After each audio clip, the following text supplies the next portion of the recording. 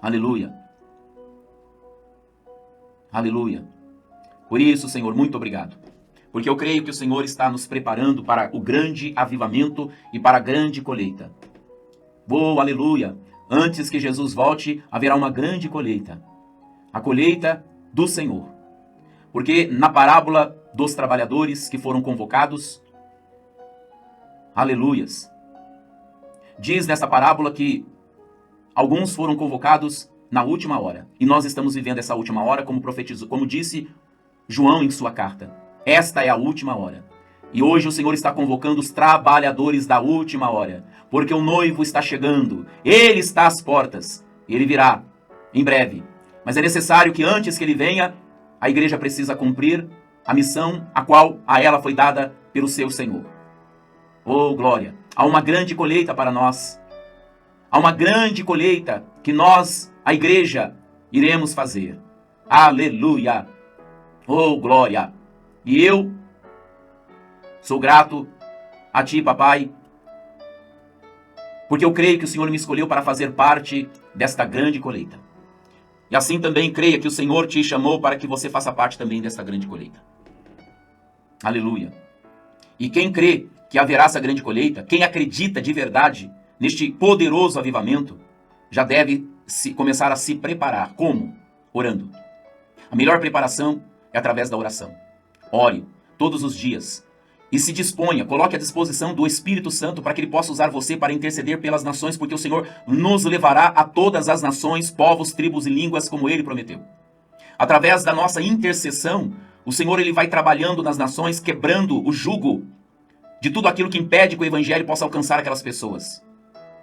A oração, a intercessão, ela antecede, ela prepara o caminho. Sem intercessão, nós não vamos conseguir chegar a lugar algum. A intercessão, ela faz com que o Senhor envie os anjos adiante de nós. Os anjos, eles batalham.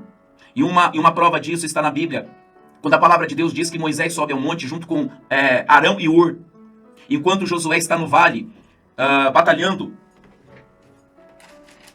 guerreando contra os inimigos, os amalequitas. Aleluia. O que Moisés estava fazendo? Moisés estava no alto. O lugar do intercessor é o lado de Deus, porque são aqueles que vão se colocar na brecha. Todo intercessor ocupa uma posição importantíssima. Nunca pense que orar é perder tempo. Não é. Pelo contrário. Aqueles que se dedicam à oração, à intercessão, são aqueles que estão mais próximos de Deus. E quando eu digo mais próximos de Deus, eu estou me referindo ao coração dele. Porque o Pai Celestial, ele revela os seus segredos para aqueles que estão próximos, que buscam a ele. Então ele vai revelando. O Senhor Jesus disse que o Espírito Santo nos anunciaria as coisas que hão de vir. Só que essas coisas não são reveladas para todos, não. São revelados para aqueles que se aproximam de Deus, para aqueles que buscam ao Senhor, para aqueles que não andam distraídos por aí, mas que buscam ao Senhor, que têm compromisso, primeiramente, com o reino de Deus, e que buscam o reino de Deus em primeiro lugar e a sua justiça. Os intercessores, aqueles que oram, que buscam a Deus, esses estão mais pertos, no sentido de que vão conseguir entender coisas que outros jamais conseguiriam entender. Quando você se dedica à oração, quando você se rende em oração e se coloca à disposição do Espírito, então o Pai vai revelar coisas profundas. A palavra do Senhor diz: buscar-me-eis e me achareis, quando me buscardes de todo o vosso coração. E também está escrito na palavra do Senhor, que quando a gente invoca Ele, Ele revela coisas profundas, coisas ocultas, que a gente ainda não sabe, mas nós ficaremos sabendo porque Ele vai revelando. Não tudo de uma vez, mas Ele vai revelando aos poucos. E quando Ele revela, é para mostrar que Ele está trabalhando. Enquanto a gente ora e espera, Ele trabalha. Ele trabalha nos bastidores. Moisés estava lá no monte. Parecia que Moisés não estava fazendo nada? Não, ele estava ocupando uma posição importantíssima que iria definir a batalha lá embaixo. Não importa se Josué e os seus homens eram homens fortes, valentes, habilidosos, o que definiria aquela batalha lá não era a força dos homens, não era a habilidade dos homens, não era o poder das armas deles, da espada, das lanças, dos cavalos. dependia daquele que ocupava uma posição importantíssima na intercessão. Sabe por quê? Porque quando Moisés estava com as mãos levantadas, prevalecia Josué na batalha. Mas Moisés ficava cansado porque os braços ficavam pesados. E quando Moisés abaixava os braços para descansar, prevalecia Amaleque. O que é isso, gente? Significa que quando nós estamos posicionados em oração, está prevalecendo os guerreiros, os anjos guerreiros do Senhor, que estão constantemente em batalha. Mas quando a gente esmorece, quando a gente baixa os braços, então prevalece o inimigo. Eu vou dizer uma coisa para vocês, se o inimigo tem prevalecido, a culpa é de quem? É porque nós temos baixado os braços. Talvez você diz assim, pastor, mas às vezes cansa. E sabe por que cansa? Porque muitas vezes nós queremos fazer as coisas sozinhos. Irmão, quando se trata de oração, de intercessão, nós devemos buscar unidade. Se você ficar tentando orar sozinho, você não vai suportar o peso. Porque a batalha espiritual é real. E o peso é muito grande. Sozinho, você não vai conseguir. Então, não tente fazer tudo sozinho. Você precisa se juntar, você precisa congregar, você precisa estar junto com outros irmãos. Isso é muito importante. Moisés, ele tentou manter os braços erguidos porque ele via que enquanto os seus braços estavam erguidos, Josué prevalecia. Mas quando os braços de Moisés cansavam, prevalecia o inimigo.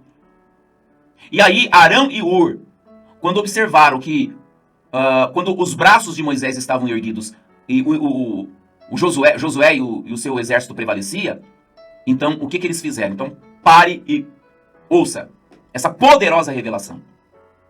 O que eles fizeram? A primeira coisa, escuta isso, a primeira coisa que eles fizeram foi colocar Moisés assentado. Oh, aleluia! O que significa isso? Moisés assentado. Significa que a nossa batalha é a partir do descanso. Deus não quer que a gente fique carregando peso. A nossa batalha, ela não é para ser pesada, é para ser leve. E quando é que a nossa batalha vai ser leve? Quando a gente entender que a batalha não é nossa, é do Senhor. Do Senhor é a guerra. Então o Senhor não quer que a batalha para nós seja um peso. Não. Então, para que a batalha para nós não seja um peso, então nós temos que estar no descanso. E essa pedra que Moisés se assentou, ela representa Cristo, a rocha eterna. Então, quando é que nós vamos conseguir encontrar um descanso? Quando você se estabelece em Cristo.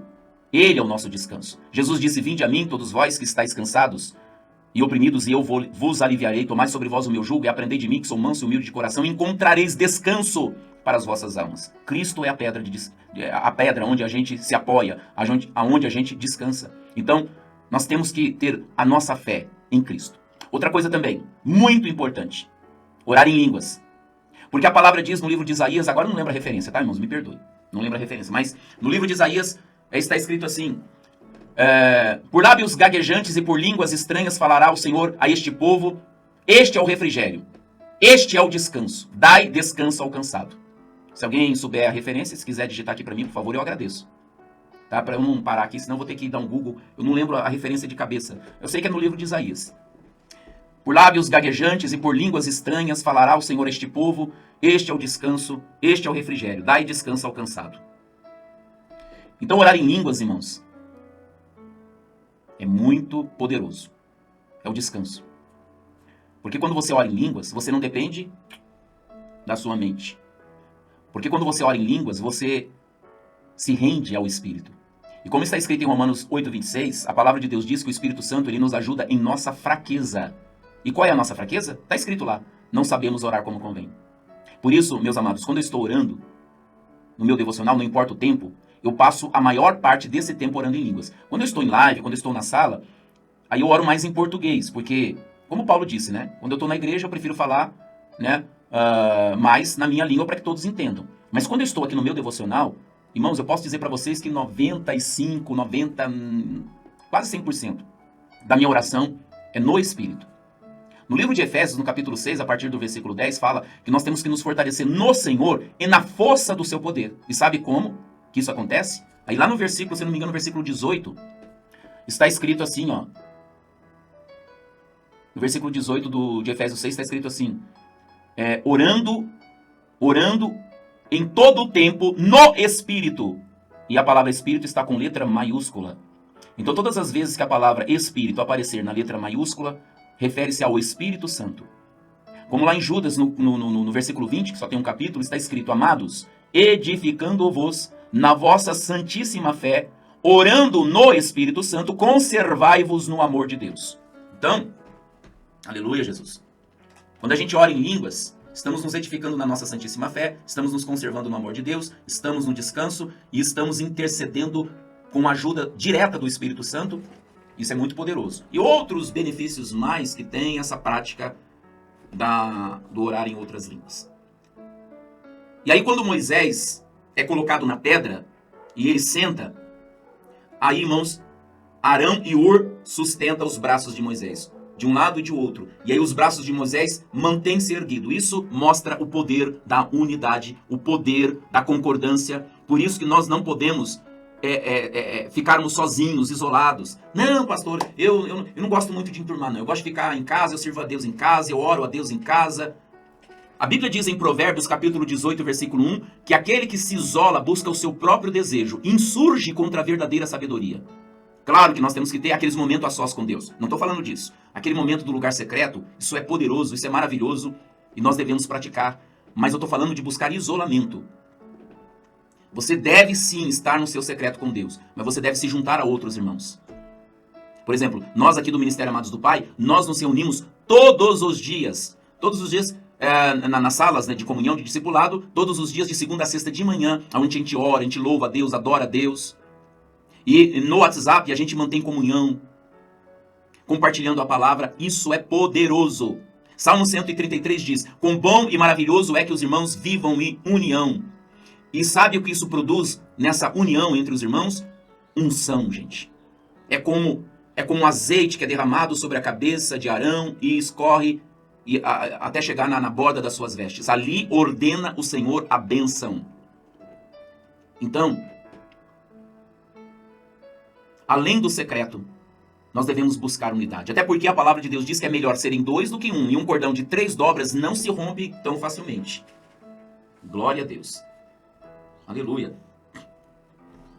Então nós devemos buscar ao Senhor. Mas também devemos buscar a comunhão com os irmãos. Buscar viver em unidade. Eu creio, irmãos, que a igreja voltará a ser como era no princípio, depois do Pentecostes. Eu creio. Eu creio de todo o meu coração que a igreja voltará à sua essência. Aquilo que ela nasceu para ser. Corpo de Cristo. E alguns talvez possam dizer assim, pastor, eu não acredito nisso não. Hoje a igreja está numa situação, pastor, eu sei disso. E todas essas coisas que a gente está vendo, esses escândalos que estão surgindo, nada mais é do que o trabalhar de Deus. Lembra do que disse o Senhor em sua palavra? Que o julgamento começa pela casa do Senhor. Esse julgamento não é para condenação não, tá, gente? Esse julgamento é para o Senhor colocar as coisas, colocar todas as coisas em ordem. Então o Senhor ele vai começar, olha, presta atenção, o Senhor vai começar a bater os altivos, os que se acham grandes, que construíram para si mesmos os seus impérios. O Senhor ele vai derrubar os altivos e ele vai elevar os humildes. Sabe o que o Senhor vai fazer? Ele vai nivelar tudo. Então não vai ter ninguém maior e ninguém menor. O Senhor vai nivelar tudo. Porque a palavra de Deus diz que há um só pastor e um só rebanho. O que é isso? Significa, irmãos, que o pastor, que é um só, é Jesus Cristo. E o rebanho, que é um só, é o corpo de Cristo. Não que eu estou dizendo que não deva ter pastores. Claro, só que todos os outros pastores, eles são cooperadores, são copastores. Porque eles não são donos do rebanho, nem dono das ovelhas, como alguns costumam dizer. A minha igreja. E minha igreja? A igreja é do Senhor Jesus. Mas alguns pastores se gabam disso. Mas o Senhor, ele vai fazer uma obra de uma tal maneira, irmãos, que não vai haver mais essa vaidade nos púlpitos. O Senhor vai quebrar tudo isso. O Senhor vai tirar tudo isso. E todo pastor que realmente foi chamado e ungido para ser pastor, vai fazer a obra de uma maneira, irmãos, que eles não vão mais se exaltar ou se achar dono de alguma coisa. Porque os pastores que servem no ministério pastoral, eles estão debaixo da submissão e da liderança daquele que é a cabeça. O sumo pastor, Jesus Cristo. Então, é um só pastor e um só rebanho. Porque mesmo os pastores que estão neste ministério importantíssimo, eles não são maiores e nem melhores do que os próprios membros. Só porque eles são pastores, eles estão numa posição superior. Ninguém é superior a ninguém. Somente Jesus Cristo é superior. Ele está acima de tudo e acima de todos. E nós somos irmãos. Não é porque eu sou pastor que eu sou melhor do que você que não é. Não é porque eu sou apóstolo que eu sou maior ou melhor do que você que não é. Nada disso. Eu apenas ocupo um ofício, uma função que me dá a responsabilidade de servir mais e melhor. Se o Senhor me chamou para ser apóstolo, Ele incumbiu em mim uma missão, uma responsabilidade de servir mais e melhor. Porque o apóstolo ele é dotado, ele é capacitado pelo Espírito Santo com dons, com unção, não para ele se aparecer, se engrandecer. Ninguém foi chamado para ser visto, mas nós somos chamados para o serviço. O serviço, a obra. Mas infelizmente existe muitos que se intitulam, se promovem a si mesmos. O Senhor vai derrubar tudo isso, todos, tá? Não vai ficar um de pé.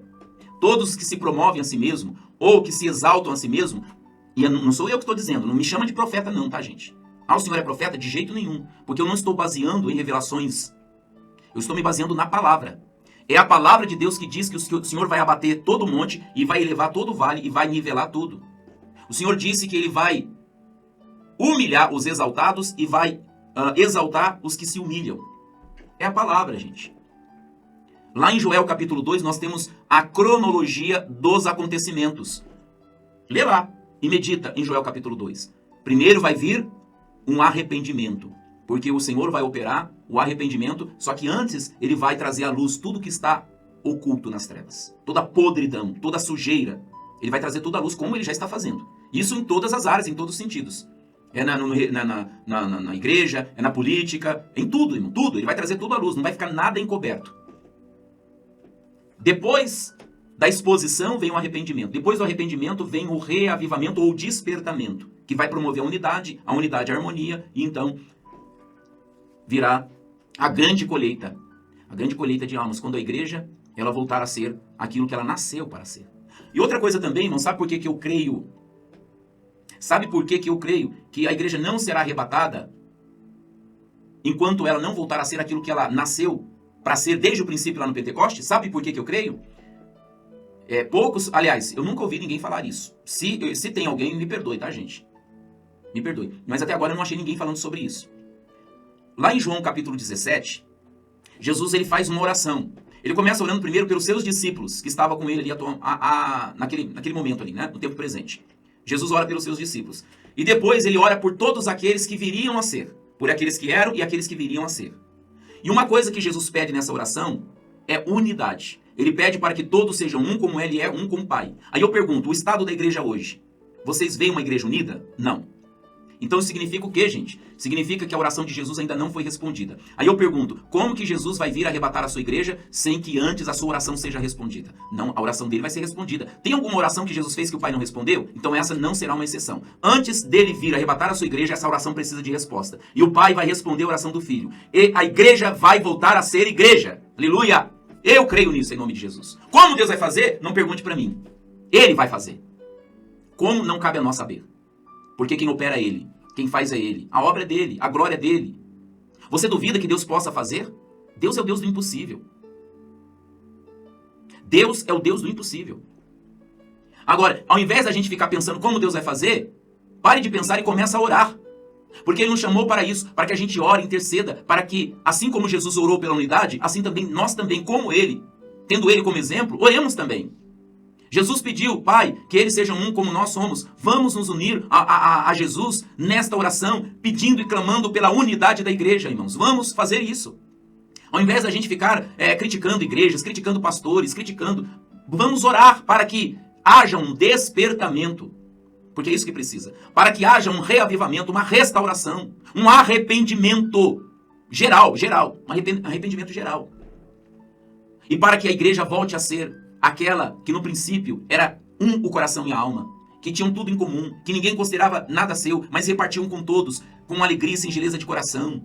Aquela igreja que servia ao Senhor com amor, com temor, havia temor na igreja. Uma igreja que era movida pelo Espírito Santo. Uma igreja que quanto mais perseguida, mais crescia. Uma igreja que pregava o evangelho da cruz. Uma igreja onde o Espírito Santo operava com liberdade e onde sinais, prodígios e maravilhas eram operados. Então nós devemos orar para que a igreja volte a ser como ela nasceu para ser. Igreja.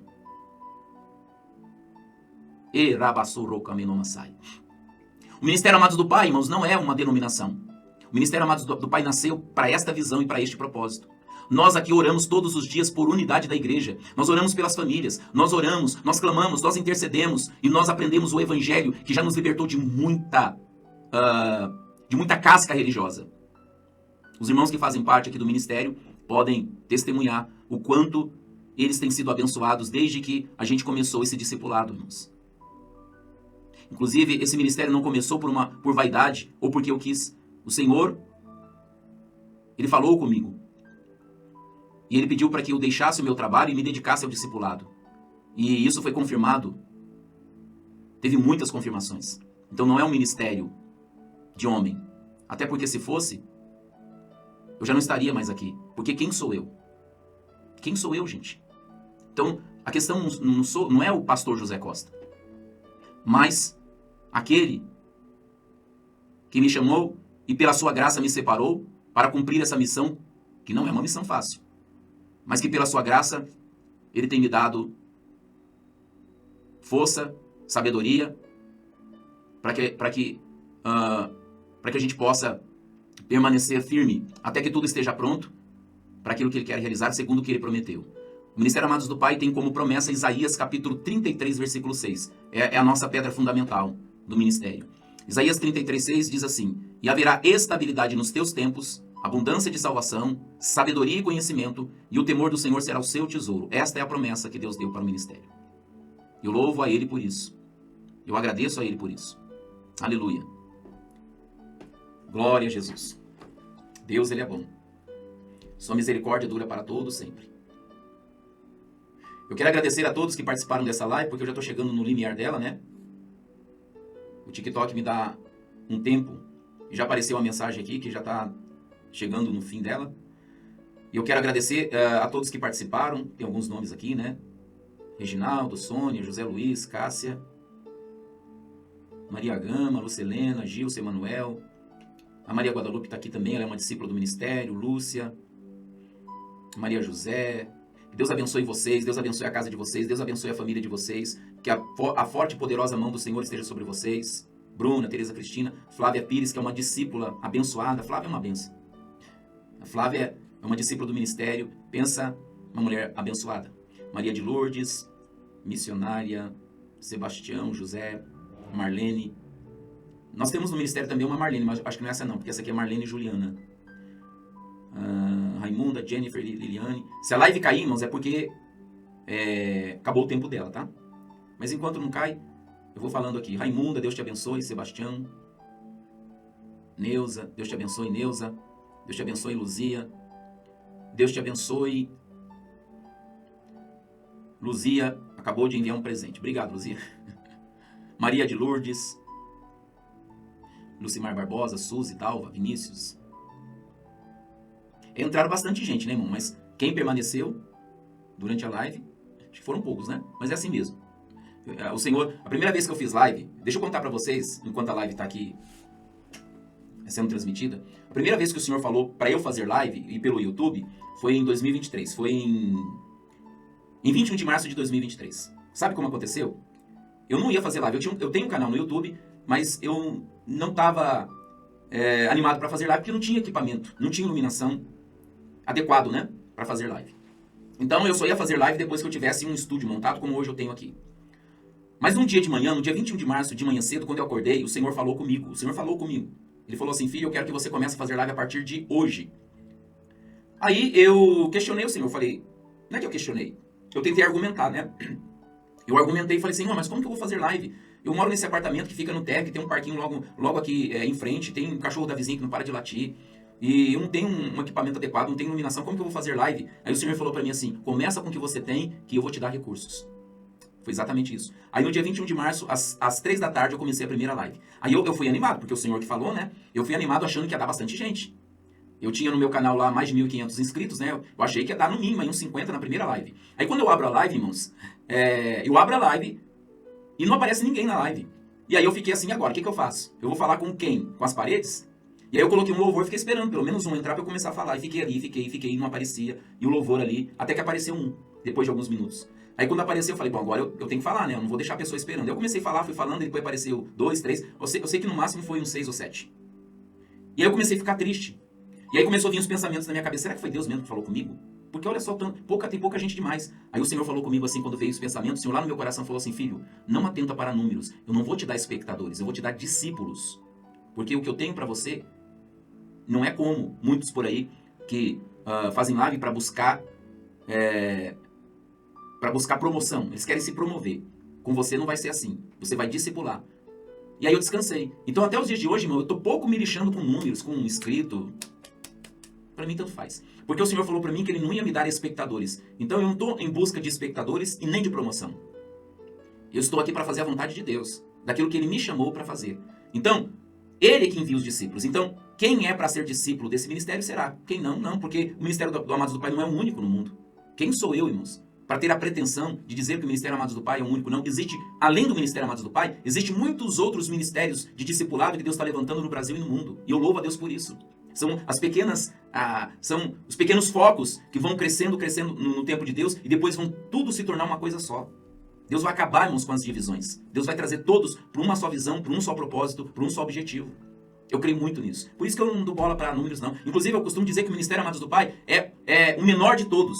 Nós somos o menor grupo de todos. E eu não me importo com isso. Porque quando Deus chamou Gideão para fazer aquilo que Deus fez, Gideão era o menor da menor família das tribos de Israel. Ele é o menor. Quando Deus chamou Davi, ele era o caçulinha, e ainda filho bastardo, que estava lá nas ovelhas, lá no mato, cuidando das ovelhas. Mas foi aquele que Deus ungiu. Então, deixa eu falar uma coisa para vocês. Sabe quem Deus está escolhendo, separando e ungindo para a grande obra que Ele vai fazer? São os improváveis. São os grandes, não. Quando Jesus começou a chamar os discípulos que Ele ia preparar para aquilo que aconteceu após o Pentecostes, não foi Gamaliel, não foi os doutores da lei, não foram os caras top, não. Foi pescadores, homens letrados que nem sabia ler. Era o Pedrão, aquele cara impulsivo, era o Tomé incrédulo. Os improváveis. E olha o que o Senhor Jesus fez com estes. Ele vai fazer também com todos que hoje estão ouvindo o seu chamado e estão atendendo o seu chamado. E talvez você diz assim, pastor, quem sou eu? A questão não é quem você é, a questão é quem Ele é em você. É Ele que vai operar em você, tanto o querer quanto o efetuar, segundo as boas obras. Então para de olhar para você e olha para Ele. Porque eu olharia para mim? Quem sou eu? Não sou nada. Mas Ele é tudo. Então pare de olhar para você. Pare de ficar menosprezando a si mesmo. A questão não é você, a questão é aquele que habita em você, que a Bíblia diz que é maior. Se você começar a olhar para Ele e não mais para você, então você não vai ficar mais com essa comiseração, com essa humildade fingida. Isso é humildade fingida. Porque a questão não é você, a questão é Ele. Quem era Pedro? O covardão, que na hora do vamos ver, fugiu e depois negou Jesus 3 vezes. Mas depois Jesus colocou o espírito dele dentro daquele homem que havia o negado 3 vezes. E aquele homem virou um grande apóstolo, que começou a ressuscitar mortos, curar enfermos, foi pregar na casa de um gentil e levou uma família, uma casa inteira, uma família inteira à salvação, parentes, amigos, pregando com ousadia. É assim. A questão não é o homem, mas aquele que habita, que o Senhor fez habitar. O Espírito da glória, o Espírito Santo. Então pare de olhar para você. Pare de olhar para as suas limitações. Porque na sua fraqueza é que o poder de Deus se aperfeiçoa. Então começa a olhar para Ele, dar glória a Ele, a louvar a Ele, e a confiar nele, e a se entregar a Ele, a se render a Ele, porque é Ele que vai fazer através de você. É Ele que vai operar. Então não se preocupe se você não sabe falar, não se preocupe se você é tímido. Eu também sou muito tímido. E quem me conhece, quem aqui no Amados do Pai me conhece, sabe o quanto eu sou tímido. Eu sou um milagre, gente. Se hoje eu estou aqui diante de uma câmera, se eu estou aqui falando, não é porque eu sou bom, não é porque eu tenho toda essa desenvoltura, não. É por causa da graça. Se hoje eu estou aqui, não tem outra resposta senão a graça do Senhor. Senão a bondade e a misericórdia do Senhor. Não tem outra. Não tem outra resposta. É a graça. Eu estou aqui pela graça e vou continuar pela graça. Porque a graça dele me basta. Porque o poder dele se aperfeiçoa exatamente nas minhas debilidades, nas minhas fraquezas, nas minhas imperfeições e nas minhas limitações. E não será diferente com nenhum. Porque aquele que se acha autossuficiente está perto da queda. Todos que se acham bons, autossuficientes, estão perto da queda. Porque antes da queda eleva-se o coração do homem. Mas aqueles que se humilham a si mesmo, o Senhor os exaltará a seu tempo, no tempo dele. Por isso que a gente tem que ter paciência e esperar no Senhor, sem querermos ser maior ou melhor do que ninguém, sem invejar ninguém, porque cada um no corpo de Cristo tem a sua função. O nariz não tem inveja dos olhos. Sabe por que o nariz não tem inveja dos olhos? Porque o nariz foi feito para cheirar, os olhos para ver. Então por que o nariz vai ter inveja dos olhos? E por que os olhos vai ter inveja do ouvido? O ouvido tem inveja da boca. Cada um tem a sua função. Quando cada um se achar em Cristo, como disse Paulo, que ele considerou toda aquela bagagem religiosa como perda para ganhar a Cristo e se achar nele. Quando você se achar em Cristo e encontrar a sua identidade, você não vai ter mais crise. Você não vai ter ciúme, inveja, de nada e nem de ninguém. Porque você saberá que você é, no corpo de Cristo, você é, no corpo de Cristo, importante. E você tem uma função específica no corpo de Cristo que ninguém mais pode ter no seu lugar. Por isso que todos juntos se encaixam e formam esse corpo. Vocês estão entendendo? Então, quando você se acha no corpo de Cristo, pastor, eu acho que eu sou os olhos. Então, você não vai ter inveja dos ouvidos, porque você sabe que você foi colocado para ver e não para escutar. Se você é a boca no corpo de Cristo, você não vai ter inveja do nariz, porque você sabe que você foi feito para falar. É assim. Então, quando todos se acharem em Cristo, acaba essas disputas, invejas. Acaba tudo isso. Porque você vai ficar satisfeito. Você vai saber quem você é em Cristo. Para que você foi chamado, quais são os seus dons. E tudo isso é com o tempo, gente. É através de busca, de oração, de meditação da palavra, de comunhão com Deus, de intimidade. Por que na igreja primitiva não tinha essas coisas? Porque cada um sabia o seu lugar dentro do corpo. Todos estavam convencidos dos seus chamados, dos seus ministérios, então não tinha disputa, não tinha partidarismo. Isso passou a entrar depois que a religião penetrou dentro da igreja. A religião começou a trazer todo tipo de doutrina que confundiu a mente dos crentes e levou a igreja à mornidão e ao profundo sono. Mas o Senhor está vindo para despertá-la. Amém, gente? Glória a Deus. Eu quero agradecer a todos que participaram desta live, a todos mesmo. Que o Senhor abençoe cada um de vocês de uma forma rica e abundante. Que o Senhor dê graça, sabedoria, força, saúde, prosperidade, vida abundante, em o nome de Jesus. E um grande abraço a todos vocês e até a próxima live, que provavelmente deverá ser na terça-feira da semana que vem, às 15 horas, no nome bendito de Jesus. Então, um grande abraço para vocês, em o nome de Jesus, fiquem na paz. Até a próxima, gente. Um abraço, tá? Muito obrigado por todos que participaram desta live abençoada. Em o nome de Jesus. Deus sabe o que faz, o pastor não. É isso aí. É isso aí. Deus é o dono da obra. O pastor é cooperador. Está debaixo da autoridade que é do cabeça, que é da cabeça, né, que é Cristo.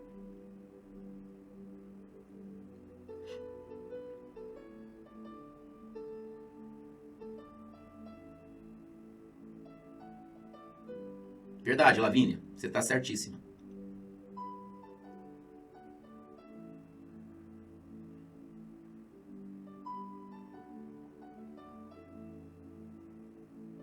Mas é isso aí, gente. Eu não vou conseguir ler tudo. Tem bastante comentário aqui.